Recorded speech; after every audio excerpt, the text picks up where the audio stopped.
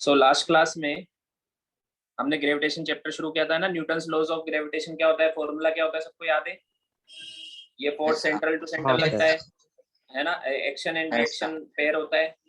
Action की opposite reaction दोनों एक दूसरे को अट्रैक्ट करते हैं। ठीक है, समझ में आया? हमेशा अट्रैक्टिव इन नेचर होता है, याद है? Directly proportional to the product of masses and inversely proportional to the square of distance between them. सब पता है ना? Yes sir. Yes sir.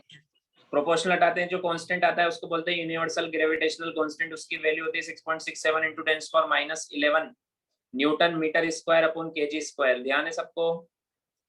Yes sir. इसको यूनिवर्सल ग्रेविटेशनल कांस्टेंट क्यों बोलते हैं? क्योंकि इसकी वैल्यू पूरे यूनिवर्स में कांस्टेंट है। समझ में आया? पूरे यूनिवर्स में सेम है इसकी वैल्यू। ठीक है? Yes sir. सर हर्ष को एडमिट कीजिए ना मीट में। कुछ बोल रहे हो शर्विल? सर हर्ष को एडमिट कीजिए ना।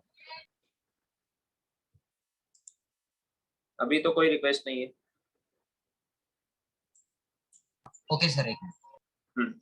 ठीक है, फिर हमने फोर्स कैलकुलेट किया था, अलग अलग क्वेश्चंस किए थे। और क्वेश्चन करते हैं, देखो।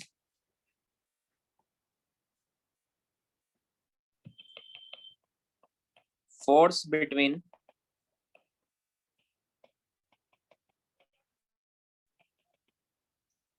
To masses is 16 Newton. कितना है दो फोर्स के बीच में? 16 न्यूटन है। कौन सा फोर्स है? ग्रेविटेशनल फोर्स है। ठीक है, ठीक है। Yes sir.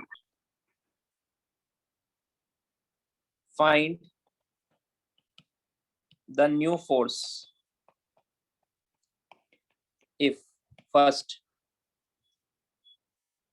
one mass become double, second both mass become double, third distance become half, fourth distance become double, fifth both mass become double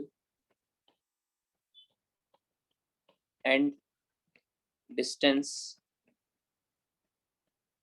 become half। बताओ इन सब केसेस में आंसर निकाल लेना।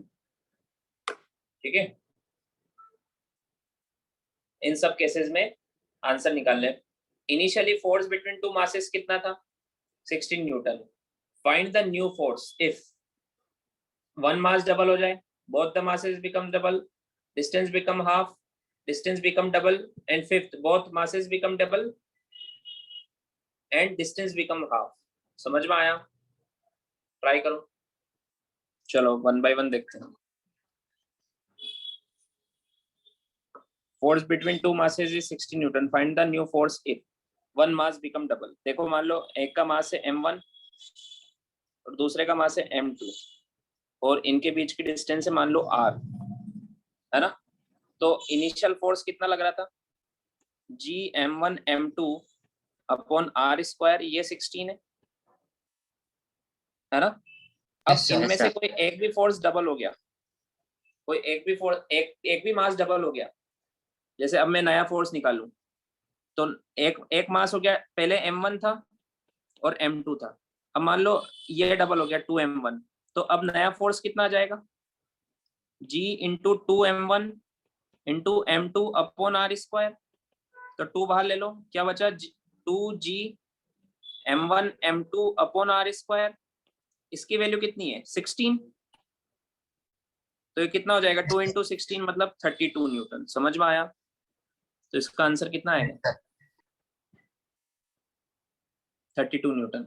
और अगर मान लो दोनों डबल हो गए तो कितना आंसर आएगा?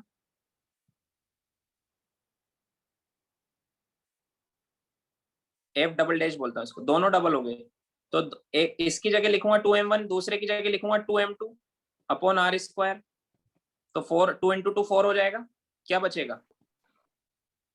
क्या बचेगा g m1 m2 upon r square. तो ये इसकी वैल्यू कितनी है 16, ये लिखा हुआ है ना इक्वेशन फर्स्ट, यस सर 16 था ना इनिशियल में, तो 4 हाँ, इंटू 16 कितना हो जाएगा 64 64 न्यूटन। इसका आंसर कितना आएगा 64 न्यूटन 64 न्यूटन। समझ में आया? यस सर अगर डिस्टेंस हाफ हो जाए, डिस्टेंस हाफ हो जाए, r/2 हो जाए, तो इसको मैं बोल रहा हूँ f ट्रिपल डैश। तो मास तो वही है g m1 m2 upon r/2 का होल स्क्वायर, तो r स्क्वायर बाई 4 हो जाएगा। क्या बन जाएगा वो?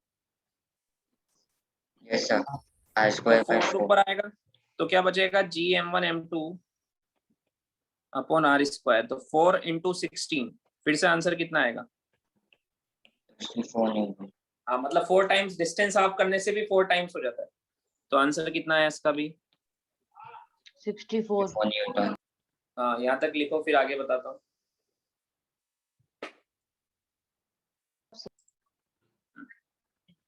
एक बार फिर से देख लो। मान लो इनिशियल मास था m1 m2 दोनों का, और डिस्टेंस थी r। तो फोर्स का फॉर्मूला क्या होता है? g m1 m2 by r square. ये कितना था 16 न्यूटन, ये गिवन है ऑलरेडी, इट इज गिवन। अब फर्स्ट क्वेश्चन में क्या बोल रहा है? Mass become double, one mass become double. तो मैंने एक m1 को डबल कर दिया, m2 को वैसा का वैसा ही लिखा। तो ये 2 अलग कर दो, क्या बचेगा 2 इंटू जी m1 m2 upon r square. इसकी वैल्यू कितनी है 16, तो 2 into 16 32 Newton.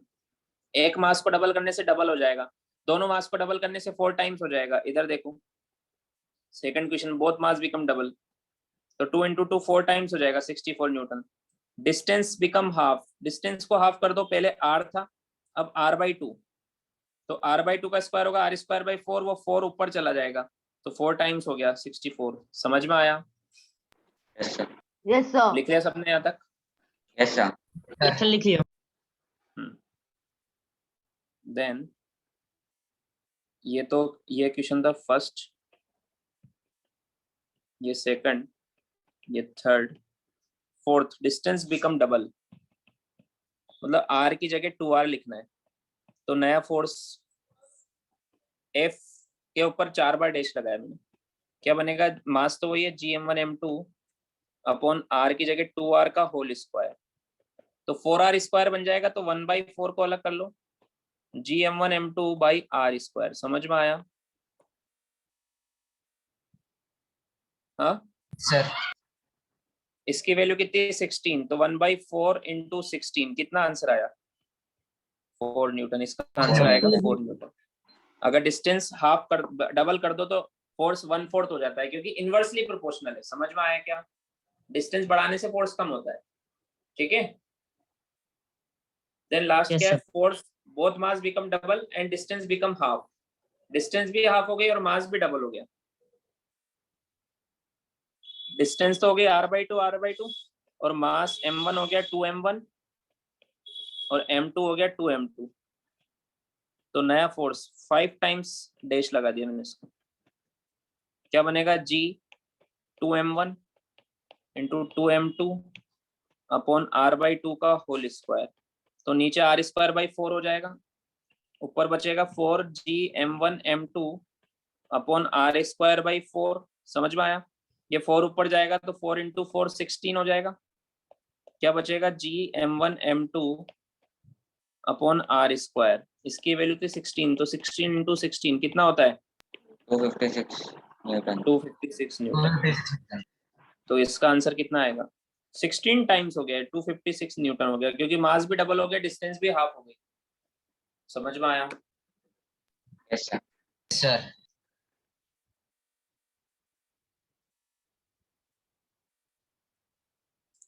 Sir So the next question is, two bodies A and B, दो bodies है A और B, having mass m and 4m, एक का मास है m और दूसरे का है 4m, respectively are kept at a distance d apart। कितनी डिस्टेंस पर रखी हुई है दोनों को?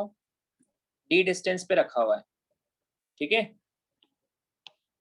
Where should a small particle be placed so that the net gravitational force on it due to both bodies and b is 0?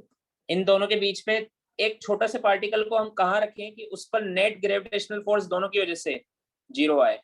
Try करो, दोनों मिलके अट्रैक्ट करेंगे, जिस पोजीशन पर दोनों का फोर्स इक्वल होगा वहां पर उस पर नेट फोर्स बैलेंस हो जाएगा, 0 हो जाएगा।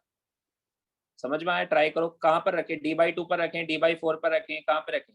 डिस्टेंस बताओ दोनों के बीच में। समझ में आया? ट्राई सर करो। Sir yes sir, yes Yes, sir. sir. चलो देखो,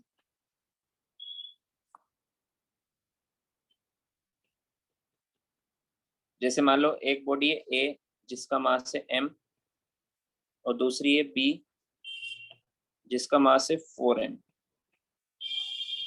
ठीक है, दोनों को कितने डिस्टेंस पे रखा हुआ है?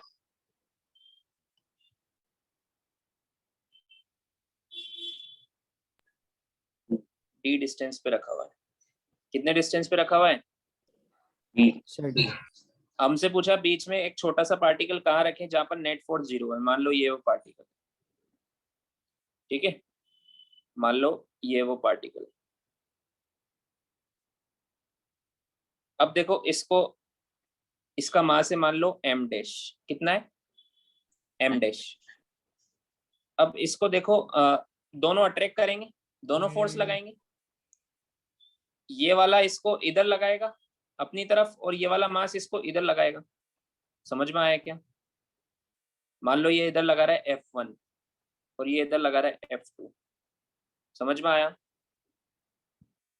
Yes, sir. है ना? और मान लो इसको हमने यहां से रखा है x डिस्टेंस पे। कितने डिस्टेंस पे? x। तो ये डिस्टेंस कितनी बचेगी? d-x। d-x टोटल d है ना? X है। समझ में आया यस क्या? सर, हाँ? Yes sir. अब हमसे क्या पूछा है? हमें वो जगह बतानी है, हमें वो जगह बतानी है where should a small particle be placed. हमने माना कि x डिस्टेंस पे रखा हुआ है, so that the net gravitational force in on it due to bodies and B is 0, है ना? इफ नेट ग्रेविटेशनल फोर्स कब 0 होगा? व्हेन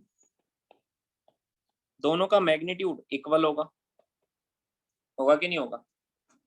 जब भी दोनों फोर्स मैग्नीट्यूड वाइज इक्वल हो जाएंगे तभी तो कैंसिल करेंगे ना।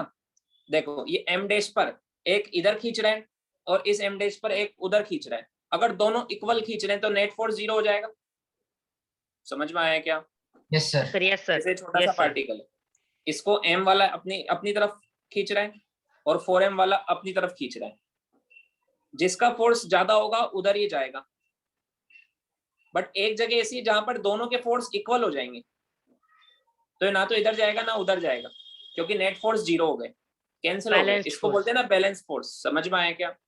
यस सर, तो Yes, sir. बैलेंस फोर्स के जब भी बैलेंस फोर्स लगते हैं तो दोनों साइड के फोर्स इक्वल लगते हैं। समझ में आया क्या? Yes, no external. sir. हाँ, यस सर, इसलिए मैंने F1 = F2 लिखा है। बोलो समझ में आया? Yes sir. Yes, वो sir. आया। अब मुझे बताओ F1 is the force between m and m dash. तो फॉर्मूला लगा दो। F1 कितना होगा? gm dash upon x square. X square. x square समझ में आया? हाँ, is equal to jmm m dash upon g दूसरा क्या है? m नहीं है, दूसरा 4m है 4m into m dash। m dash upon d minus x square. D minus X square. d minus x square. समझ में आया क्या? हाँ सर। Sir. बोलो कुछ टफ काम किया है क्या अभी तक? और सी नहीं तो सर। इक्वल किए हैं, Sir. है ना? हाँ सर, अब कोई देखो नहीं g किया। से g कैंसल, जी से जी कैंसिल। है ना? ये m डैश से M m dash। Dash cancel और ये m से ये m कैंसल। समझ में आया? Yes Yes, sir. sir.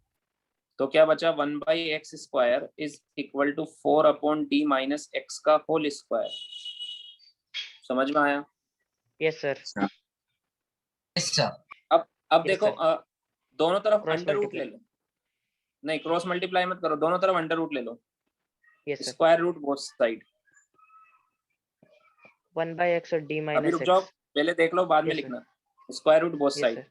तो 1 का स्क्वायर रूट 1 होता है, x स्क्वायर का x होगा। Yes, sir. 4 का स्क्वायर रूट 2 होगा और d माइनस x का होल स्क्वायर का square root d minus x होगा। Yes, sir. होगा कि नहीं होगा? Power sir। टू कैंसिल हो जाएगी ना। समझ Yes, में sir। आया? हाँ सर।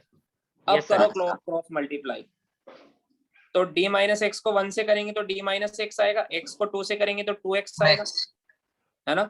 अब x को इधर ले जाओ तो 3x equal to 3x. d हो जाएगा, तो Yes, x sir. Is equal to d/3। D/3. Yes, sir. तो आंसर है from distance d/3 from mass m, या फिर 2d/3। ये वाली डिस्टेंस कितनी होगी? अगर ये d/3 है तो ये कितनी होगी? D/3। तो 4m से तो Sir, कौन m से सी? तो d/3 पर, और 4m से, समझ में आया? D/3। हाँ, अच्छा। इस जगह अगर आप पार्टिकल 4m को से रखोगे तो 2d/3. उस पर नेट फोर्स 0 होंगे। आए समझ में? हाँ सर। सर वो लास्ट वाली लाइन रिपीट कीजिए ना। लास्ट वाले कौन सी? सर मतलब कौन से मास से कितना डिस्टेंस? देखो हमने x कहाँ से माना था, x कितना आया d/3, यस सर। x कहाँ से डिस्टेंस है m से, हम्म। तो ये d/3 हो गया। और 3. 4m Yes, से sir. कितना है d माइनस एक्स, तो d माइनस d/3 करोगे तो 2d/3 आएगा, टोटल d है ना। अच्छा हाँ समझ में आया? हाँ हाँ हाँ हाँ सर, हाँ सर समझ गया। Yes sir.